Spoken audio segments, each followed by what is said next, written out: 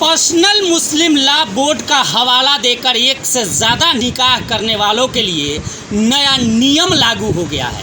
दरअसल बिहार सरकार ने एक आदेश जारी किया है और आदेश के मुताबिक अगर आपको दूसरी निकाह करनी है तो आपको सरकार से इजाज़त लेनी पड़ेगी। यानी अब आपके लिए कोई पर्सनल लॉ बोर्ड नहीं चलेगा और ना ही कोई वैसी आर्य समाजी रीति रिवाज चलेंगे।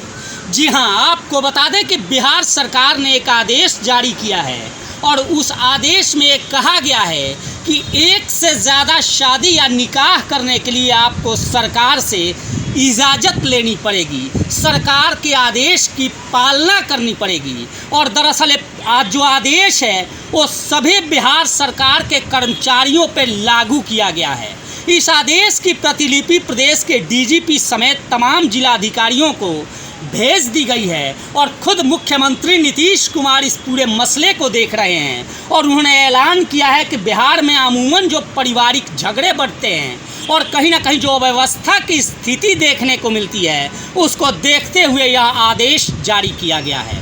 आदेश के मुताबिक अगर आप किसी भी धर्म से संबंधित हैं और सरकार के एम्प्लॉई हैं, सरकार के कर्मचारी हैं, तो आपको दूसरी शादी या निकाह करने के लिए इजाज़त की आवश्यकता है। हालांकि अगर पहली पत्नी की डेथ होने के बाद भी अगर आप दूसरी शादी के या निकाह के लिए जाते हैं तो वहाँ भी आपको इजाज़त लेना पड़ेगा। अगर आपने बिना इजाज़त शादी या निकाह की है तो सरकार के घर में वो वैलिड नहीं है। आपका पेंशन हो या फिर अनुकंपा के आधार पर नौकरी हो, आपकी दूसरी पत्नी के बच्चे उसके हकदार नहीं होंगे और ना ही आपकी दूसरी पत्नी उसकी हकदार होगी। तो ये आदेश जारी किया गया है और निश्चित तौर पर इस आदेश के लेकर बिहार में आलोचना भी हो रही है, चूँकि अमूमन देखने को मिलता है कि बिहार में या पूरे देश में एक से ज़्यादा निकाह यानी चार निकाह की बात करने वाले मुस्लिम समाज इस